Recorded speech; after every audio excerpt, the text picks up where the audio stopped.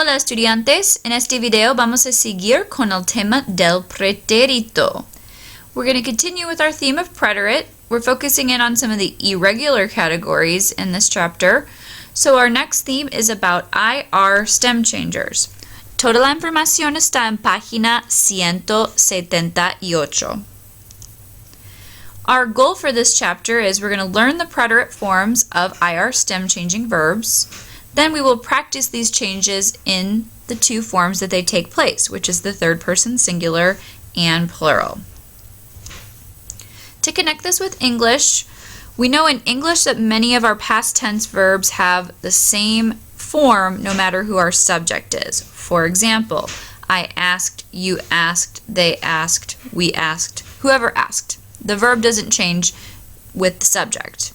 In Spanish, however, some verbs must change their stems in the past tense depending on who the person is that's carrying out the action. Vamos a ver.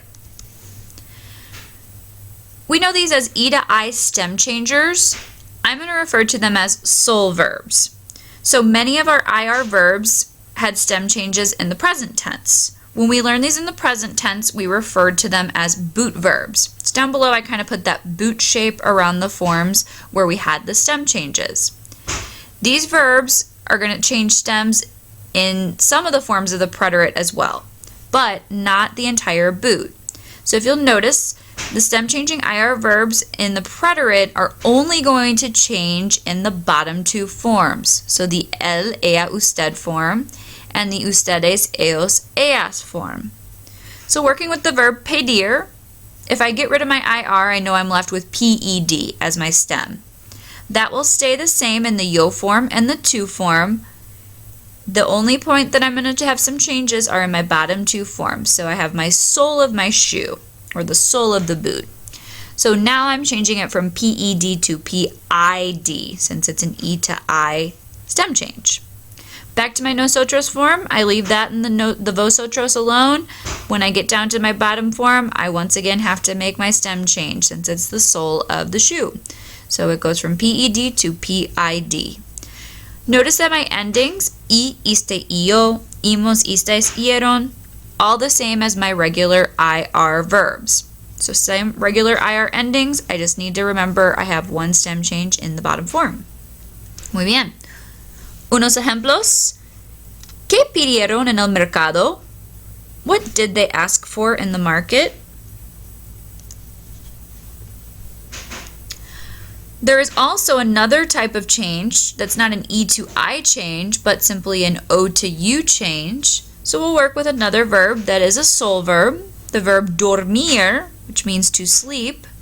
Notice that I have my stem, D-O-R-M. It's a good one to remember because to sleep, you can think of a dorm room where you would sleep in college. So I have dorm for all of my forms except for the él, ella, usted and the ustedes, ellos, ellas form. That's where it changes from an O to a U. Once again, same ending since I'm working with an IR verb. So I will have dormí, dormiste, durmió, dormimos, dormisteis, durmieron.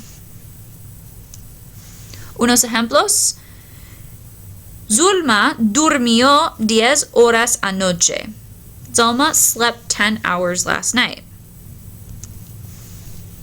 We also have some other verbs that function much like pedir.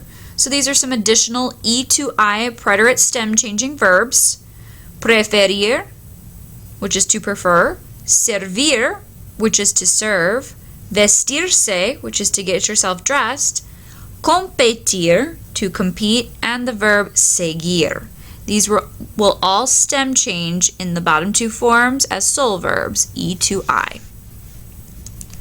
Unos ejemplos. ¿Quiénes compitieron en el campeonato? Who competed in the championship? Since I'm talking about teams, I want to know who it is that competed. So I'm working with my plural form. So I'm saying, who are they? Who are these people that competed? Since that is in the bottom form, it's the third person plural, I will have the stem change. In my next ejemplo, tengo nosotros competimos y ganamos. We competed and won.